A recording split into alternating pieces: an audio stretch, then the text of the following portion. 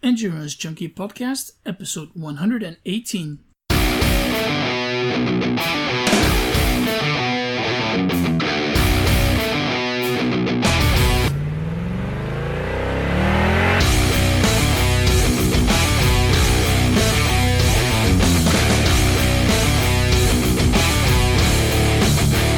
Hey Junkies, how are you doing? My name is Peter, and thanks for joining me on a new episode of the Endurance Junkie Podcast, the show where I will be interviewing some of the fastest, smartest, and most inspiring people active in the endurance world today. Now, every listen means so much to me, so if you end up liking today's interview and think someone else would too, feel free to share it on your own social media channels. That would be awesome and very much appreciated. If you have suggestions for possible future guests, you can always shoot me an email to peter@junkiepodcast.com and I'll try to make that happen. Now, Henri Schoeman is a South African triathlete who specializes in Olympic distance racing. Now, Henri grew up with aspirations of becoming an Olympic swimmer, but he switched to triathlon when it became clear that his shorter and lighter frame was more suitable for running than for swimming. Now, Henri made his debut at the highest level, the World Triathlon Series, in 2013, but he truly broke through in 2016 when he won the bronze medal at the Rio Games and won his first World Triathlon Series race in Cozumel a couple of weeks later. After a difficult post-Olympic year, Henri had a flying start to 2018 with a solid win at the season opener in Abu Dhabi and the gold medal at the Commonwealth Games just last week. So hi Henri, thanks for coming on the show here today. Now for those of us who don't know you, can you start off by telling us a bit about yourself and your sporting background and how you ended up in triathlon? Yeah, thanks Peter. It's great to chat to you here. So my name's Henri Schoeman, professional triathlete from South Africa. I've been on the world circuit since 2013. I think that's when I turned pro. But, it all started back when I was a little kid, and I think I was about eight years old. I started swimming and, just kind of progressed from there. I was really competitive from a young age. My brother, Henri Schoeman, was also a good swimmer. And, we both grew up swimming. And, I thought I was going to be an Olympian for swimming. So my brother, Rion, he progressed really well in the swimming and he got to 2 Olympics. And, for me, I kind of stopped improving when I was about 16 or 17 years old. But I was always involved with triathlon, the fun events throughout my teenage years. And it was at a time where I stopped improving with the swimming that I needed to decide if I wanted to, get to the Olympics, because swimming, it wasn't going to really take me down. I've got a very light frame, small body, very lean. So it's actually more for running than anything else. And, I kind of went for it because I think it was in my last 2 years junior, I won the national title twice for my age group. So, that was kind of just the point in my career where I figured, I think I've got to take up triathlon. And I went for it. But, it wasn't smooth sailing because when I started with going full-time triathlon at that age, I ended up having stress fractures in both my shins at the same time. I had 3. I had 2 in the one shin, 1 in the other. And it was actually it was a nightmare. It was years of struggle.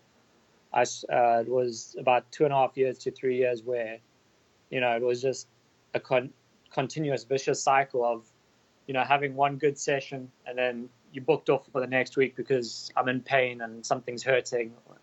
And it was, I was just trying to keep pushing on, which wasn't really the best thing either. But it came down in 2011 where I shattered my collarbone in a off-road triathlon, and that actually, when I look back at it, it was a blessing in disguise actually, because I was pushing so hard trying to get better, and it was kind of a big setback. At the time I didn't realize it, but it gave me time to really work on the small little things and on the basics and strengthen my feet, my lower limbs, my shins, and just get everything strong again. And ever since then, once I started running, it just started picking up and getting better. And since then, it was kind of like the turning point in my life that things just started to progressively get better. And 2 years later after that, I found myself on my first World Triathlon Series start list in San Diego in 2013. And it's been such a roller coaster ride since. That race was a very big learning experience for me. I mean, you can imagine, your first time on a World Series, only done one World Cup in your life before that. So, you're lining up against your biggest idols and and all these big names that you watch on the TV. So it was quite an experience, and there I am as a very experienced swimmer, strong swimmer, and now I'm swimming here towards the front of the field, and in the breakaway was also just another experience. Just never experienced something like that in my life. I hit the run and I was just completely blown. I think I ran the slowest 10K in my career ever, and but I took so many things with me from after that lesson, after that experience. It was such an eye opener. I knew I had the ability to be with the best, and I knew that the running was going to be the difficult part. So, but it was my next WTS was actually Yokohama. I went and gave that another shot, and that was actually such a big breakthrough for me. I ended up 6th, again also in a breakaway with both Brownies, pushing the pace at that time in their career. They were really aggressive, and when they're in a breakaway, it's almost like certain it's going to stay away. And I was just kind of hanging on as like a rookie in the field, and we had such a big gap. I think it almost came to 2 minutes to the chasers, and I ran like my life depended on it, and I finished 6th. So you can imagine, first year on the world circuit, second race, and you're finishing 6th was quite an experience. I can imagine, huh? Well, actually, I can't, but I can try to. But taking it back a bit and to that problem that you had with your shin splints was the fact that you were pretty successful in your triathlon career pretty quickly. Was that just due because you had built that massive engine with your swimming background? And then the problem with the shin splints then was just because your body wasn't adapted to the pounding on the pavement, because you come from a swimming background where your body is completely kept by the water, and now you're really your body gets a lot of impact by the running. Was that the main problem in the end? Yeah, that's exactly it. Coming from a swimming background, I think you build such a huge engine and a cardiovascular type of fitness. Because I was I was training my body at least 5 hours every day, plus some land work like medicine ball and things like that. So I had a very big engine, and some physio really explained it well to me, is that it's kind of like having a Ferrari engine with wheels. It's like the wheels are just going to fall off as soon as you start running, because I didn't have that strength, and also the joints were very floppy and the bones weren't as strong. It takes some pounding and some time to strengthen these things, and that's what I didn't have. So when I started racing and when I started training, I was kind of just going for it, and the muscle support just couldn't handle that. So was that then a bit of a case of bad coaching as well, or just you being a bit too ambitious and wanting to progress too quickly? Yeah, I think I've got that mentality where I just want to push myself to the limit and just go for it. And I think over the years and with experience, I've kind of learned that I've learned quite a bit about myself. And I think in the early years, I was a little bit too risky and, ambitious, like you said, and just going for it. So I've definitely taken that experience with me, and I've learned a lot from it. Yeah, and I guess you always wanted to step in the footsteps of your brother, I guess. Yeah, so he was also a big motivator for me. being to London Olympics and Beijing Olympics. So he excelled quite early in his in his years. So I mean, he went to Beijing when he was, I think, 19 years old. So I mean, that's young, and I always just wanted to be like him. And yeah, he was big. He was a big inspiration to me. So I just wanted to follow his footsteps, be the same, and push my body as hard as I could. So where did that sporty family come from? Did you get that from your parents? Were they also pretty active, or where did that come from? So my dad, he was really sporty himself, involved in a lot of middle distance running himself, and also got into some duathlon late in his career. So I think he's very well respected in the national scene on the running. He was really good in that. And my mom, not so much in the sport. Yeah, okay. But yeah, definitely good genes, that's for sure. Yeah, definitely. So yeah, when did you realize that you could really make it to that elite level in triathlon and do this thing for a living? I always believed I was one of those people. I could be one of those people. I watch the races, religiously whenever it happens. And, I'm always just telling myself, that's where I want to be. I know I've got what it takes, but it's just going to take a little bit of time and a little bit of training to get there. I think you've also just got to be a little bit courageous and risk it a little bit. Because you never know what's going to happen. And I think that's what I did. I knew I could be up there in the swim. I knew my bike was also strong enough to be there. And it was just the run that was going to take a little bit of time to get there. And I think the best way to also improve is also to experience the races, be in it. Especially when you have a strong swim, you're going to be in it in front of the race. And that's the best way to learn, to improve yourself and get better, is to really put yourself out there. Instead of maybe just being in a pack and waiting for a run. I felt that over the time, I've really known how to race the most difficult races and become the best runner off that. So I think I've learned the hard way, and I think that's one of the best ways to go about. Yeah, I think it shows in your results. I mean, when you look at it, since you turned pro or started racing elite in 2012, and then mixing pretty good results and wins in ITU Cup races, and mixing it up with a bit lesser, not so good results, but you do see a steady progress, and you, at the end you really broke through in 2016 with solid performances there, and of course the bronze at the Olympics, and then the first World Series win in Cozumel. So was it really a multi-year plan that you had set up for yourself when you started racing elite?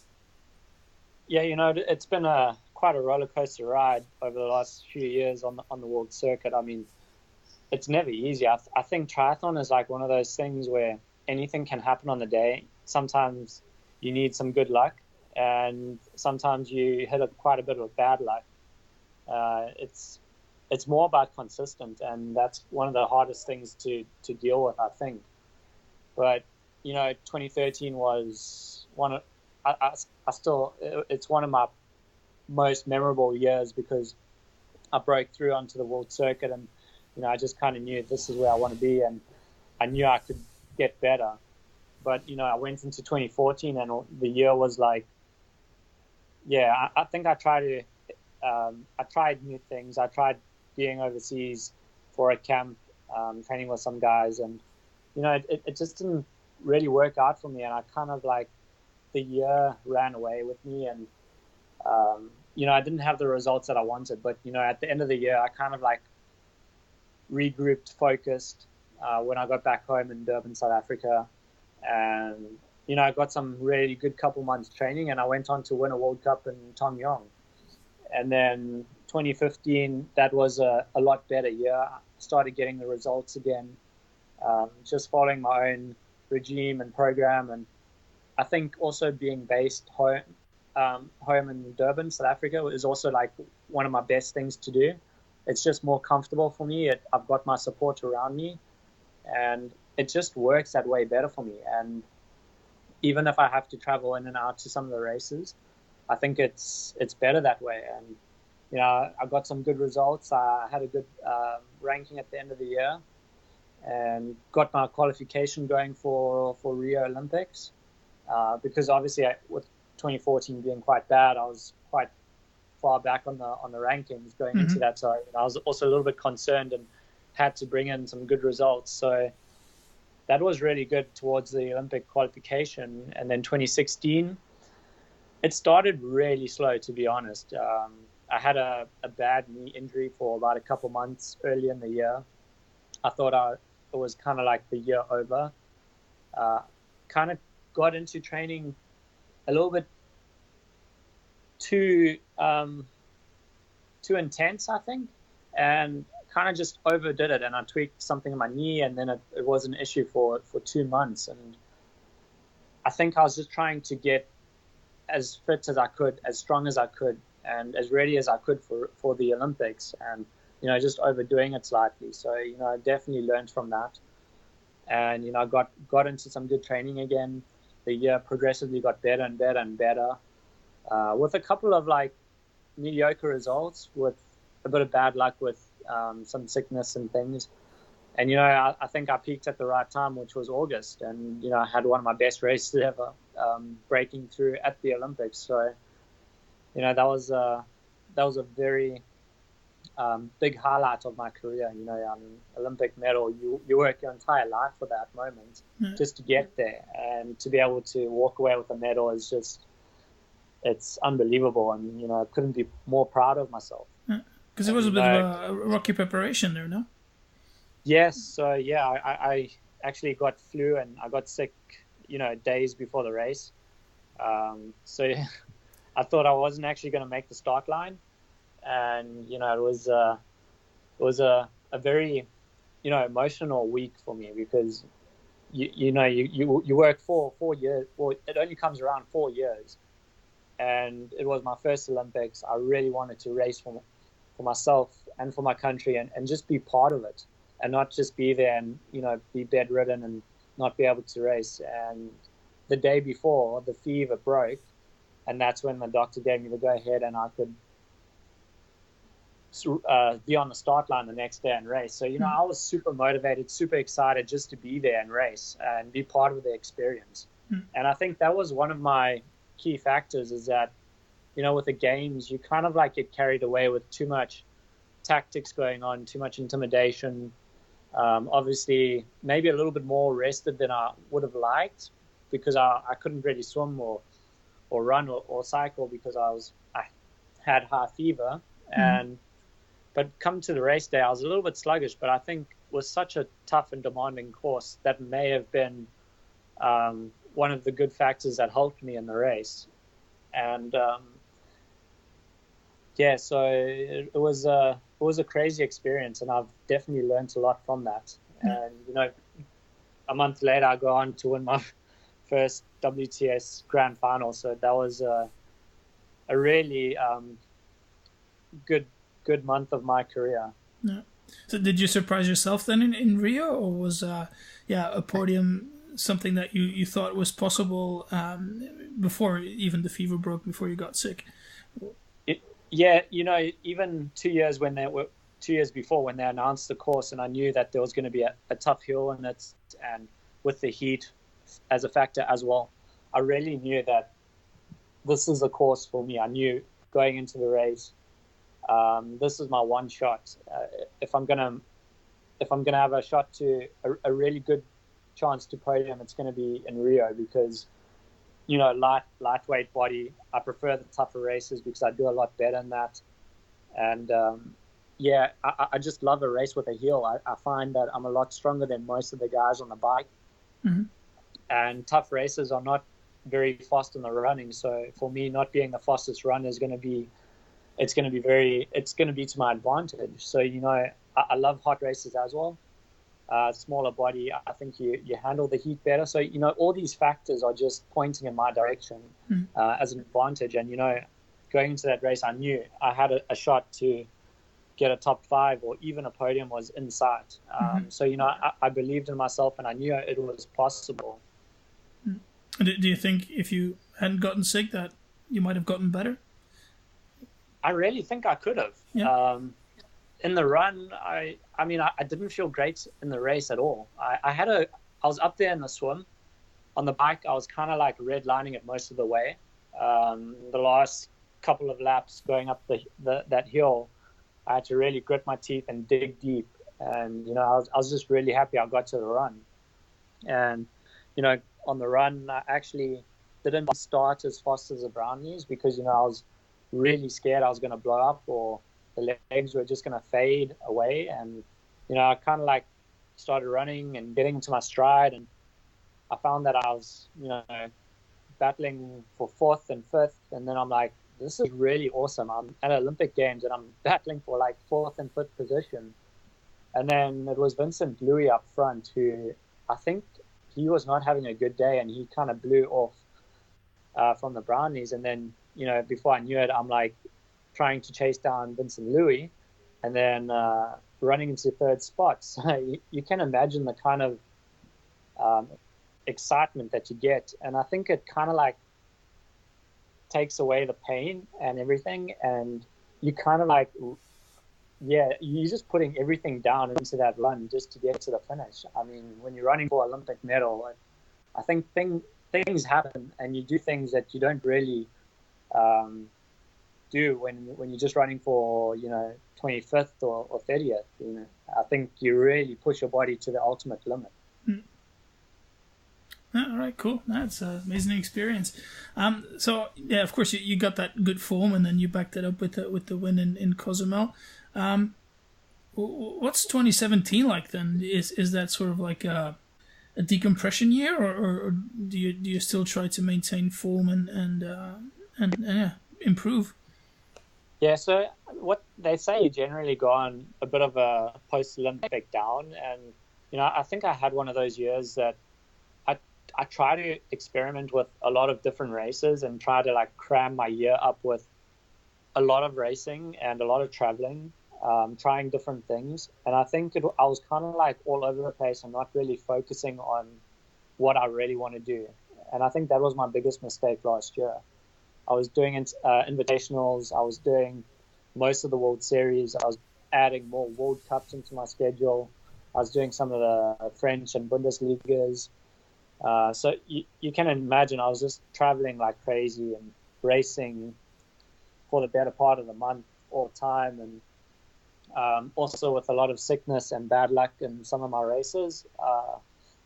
It was definitely not the best year or the year that I wanted, especially with flat tire in the world final in Rotterdam was also just not good at all. So, it was a very tough year for me mentally, and with a lot of weight on my shoulders from a lot of people expecting me to just go on and basically win everything after the year I had in 2016. It was a really tough year, and I think mentally it was tough for me as well. And I think I've learned a lot from that and got a lot stronger. I think I've built a strong character, and I ended off well. Definitely with a good paycheck in the Bahamas with the Island House Triathlon. Yeah. So, I finished off really well and, very excited about that. And, kind of just went into the new season just on a new note and just, focusing on myself, focusing on the training, not worrying about anything. I told myself I'm only going to focus on one thing next year, and that's the Commonwealth Games. And other than that, I'm just going to focus on the World Series. And I find that it's given me a better focus and a clear vision of what I really want. So, I went into, I first had Cape Town World Cup, which was, it was okay. I mean, I walked away with a silver, which, I mean, you can't not be happy with. My form was showing really good there, but it just wasn't right exactly where I needed it. Got some good training in after that, and came into Abu Dhabi, and I was like, I felt like such a different person. I was, it was just such a good race for me, and I couldn't ask for anything better than that. Of course, there were a lot of crashes with the rain and the very slippery roads. So, there were a lot of guys that were falling left, right, and center, and taking out most of the field and causing a lot of breakaways. But, I took that to my advantage. I was feeling really good on the road, I think my tires were just really grippy, and, I kind of just went with it. So I was actually telling myself, if they catch me at the end of the bike, at least I stayed out of trouble and I had a lot of fun. So I would be fine with it. And I knew that I was in good shape. So I still would be able to run, I reckon a top 5 or even podium. So, I was just really enjoying that race. I feel really bad for a lot of the athletes who did crash. It's not the best way to start in the season, but I really hope that they come back stronger in Bermuda. And, just taking that in my stride and really taking that confidence boost with me into the Commonwealth Games. Training went even better after that. So, I was in some of the best shape in my life. I saw that live stream of the Abu Dhabi race, and yeah, you said it, a lot of crashes, and the rain made it a very tricky bike ride. But yeah, you decided to break away. Was that something that you planned on doing beforehand, or was it just, I want to ride in front and just stay out of trouble? No, so basically I just wanted to ride out in front, stay out of trouble. As soon as I saw Jonathan crash on that one corner, which was really dangerous, I decided from there that, I'm going to be either third, second, or in the front. I'm not going to be going anywhere behind because, I felt very confident with my ability. So even if I had to pull the guys, I would rather do that than crash. So I kind of went to the front, and I think it was Justus Nieslach as well on the second lap. He was kind of like looking very good on his technical skills as well, and he was kind of following my wheel. And, I think we kind of got a little bit of a break, and then he crashed in the tunnel. Yeah. So, I was kind of like left out by myself, and I was thinking to myself, I was looking back, and I'm like, should I wait for them, or should I just carry on through the technical section and see what happens? So I get through the technical section, and I find myself with, like a similar gap. So I thought, well, let me just carry on like this. Maybe they'll just catch me on the straight. And then I got through the next technical section, and, I had a bigger gap. So I thought, well, let me just carry on with this. I'll push a little bit harder. That's fine. But at least I'll have like some seconds going into transition. So I think that was a well-executed move on the ball. And I think that was a decisive moment, because if you're in a group with Mario, when he's in good shape, it's going to be very tough to beat. Yeah, it was so exciting to watch. I mean, you get that 30-second gap on him, and then, you could. We were counting down the distance that you had to run, and you could see that second by second he was getting closer, and it's like, this is gonna be like 5 or 6 seconds at the finish line, and I was rooting for you. I was thinking, well, please keep it up, and yeah, I think if it was like a couple of 100 meters longer, he would have caught you, right? Yeah, I don't know. Hey, it was the second lap. I definitely dug very deep. I think I negative splitted that 5K run, but. Yeah, I knew I had some time to them, so I didn't, sprint out of that transition. I just kind of went with my own pace, and after the first lap, I saw, okay, he's catching up, but let me dig deep now. So I dug deep, and I kind of like held that. So, going into the finish, it was only like the last 100 meters I knew, okay, I've got this. Yeah. But, if it was a little bit further, of course, he would have caught me, but it's 5Ks on the day. Yeah, good one for you. And then of course, Commonwealth Games last week. Fantastic performance there as well, a gold medal. You didn't have any speedy Spanish athletes to catch you there, but I think the Brownlees were definitely on a mission. What was your race plan there? Was it again doing your own thing, or was it focused on the Brownlees? Yeah, Brownlees at a games, you never want to count them out. I think they're brilliant one-stage racers, and when they're aggressive, they can be really good. I knew Jonathan was having a little bit of trouble with fitness, but you still, it looked like he had some good training leading into it, so I didn't want to count him out. But I head into a race mostly with the same plan, and that's just to be up there in the front. If there's a breakaway, then that's in the perfect position. So it's having a strong swim is really a good advantage, and especially with a games race, I think the races are a little bit diluted. So it creates some gaps, especially out of the water and getting onto the bike. And with both brownies up there really pushing the pace, it was going to be the steam train to jump onto. But it was funny because Alistair was putting in some big efforts for maybe about 2 laps, and then he kind of just stopped after that. So I'm not sure what their tactics really were, but everyone was motivated in the front and going as hard as they could. It was a really fast bike.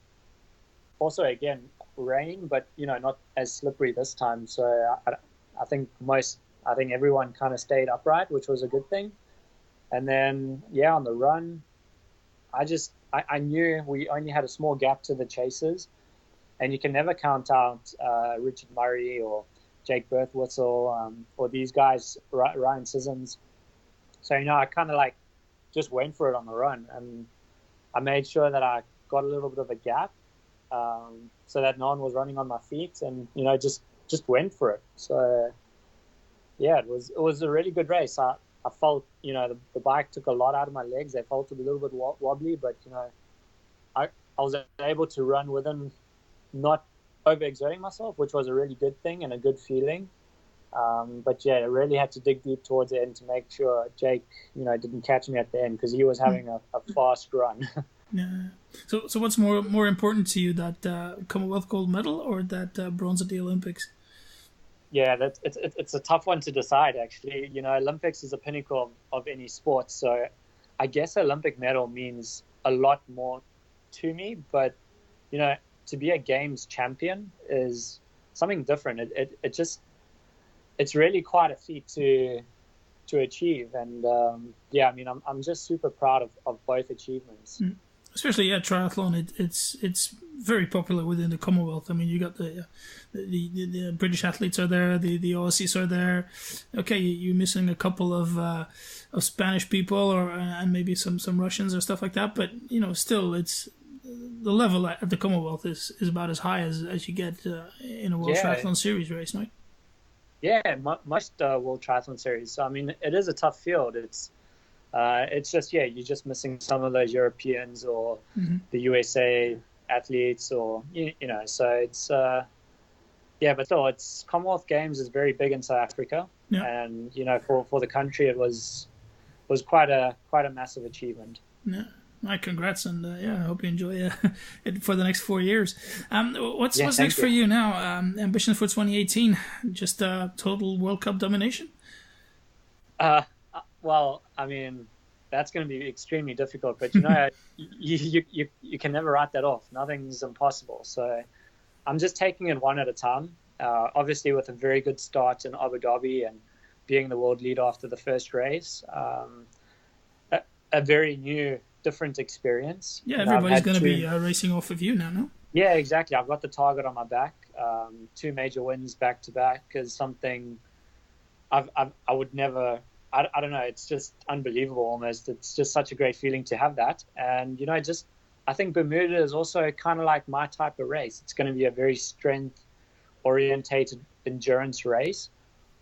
Something that it's to my advantage. So I'm just focusing on that, preparing as best I can for that, and from there I'm just gonna move on and focus on Yokohama, and just take one race at a time, see what happens.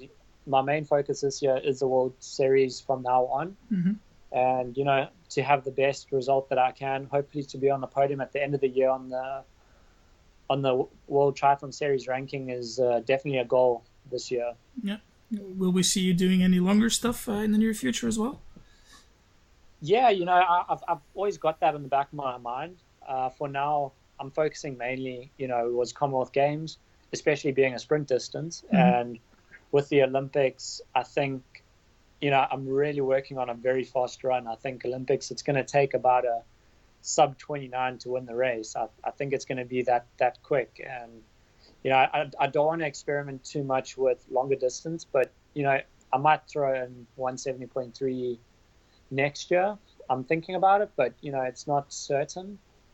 Maybe after Tokyo, I'll definitely throw in a few more, and definitely got long distance on my mind and in the horizon.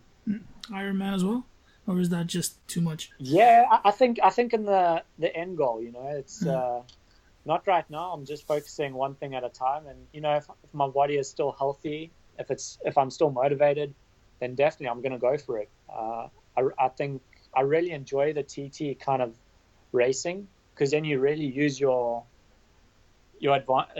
strengths to your advantages. And I've done a few TT races and I really love it. I really enjoy it, and I find I'm really strong at it. I raced the Beijing International Triathlon last year. I won that one, and I'm racing that again this year. But it's Olympic distance, non-draft. And, I think that's great for me because it's my distance and it's non-drafting. So I really enjoy that.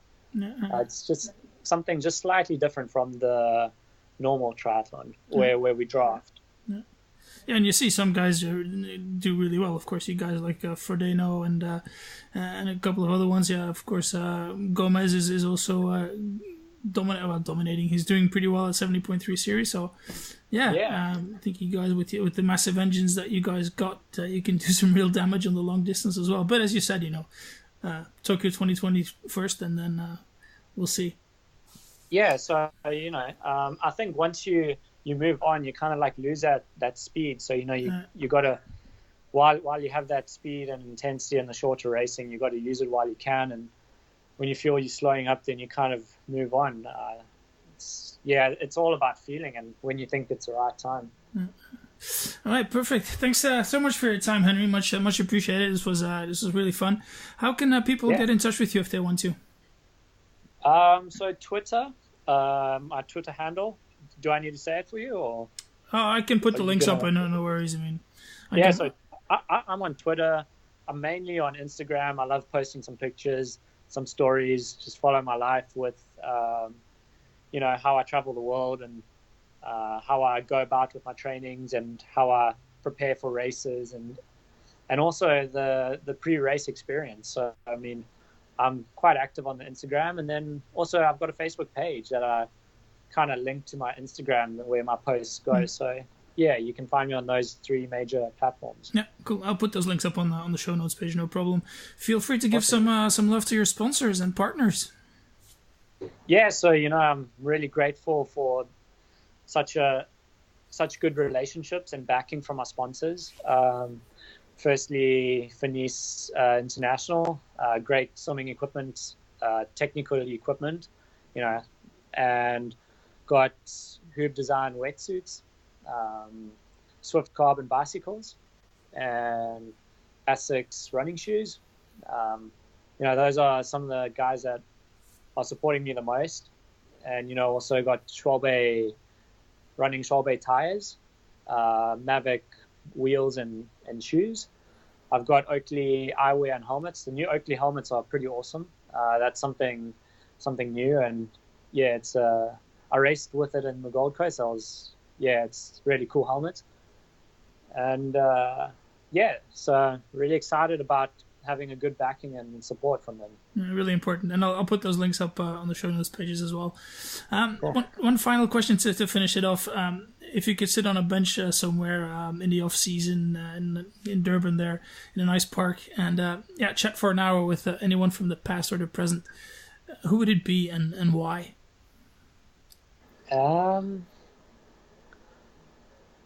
I think it would. I've got two people. It would be Michael Phelps. I think everyone would love to chat to him, but I think he would have a lot of insight into what it takes to be the greatest of all time, and the commitments and what it takes to be there at the top, and with so much pressure from the entire world for him to perform, especially when he came back from retirement. I think he has just so much knowledge. I mean, it would be great to have a chat to him. And then also Sebastian Coe, I think I've also looked up to him on the running side of things. My dad also looked up to him, and we implement like a similar training program. And I think he's just also one of my idols on the track and running. Yeah. All right, well, hoping that one day you bump into both of them and you're able to do that. Yeah, that would be awesome. Awesome. All right. Thanks so much for your time, Henry. Much appreciated. All right. Thanks, Peter. That was great. All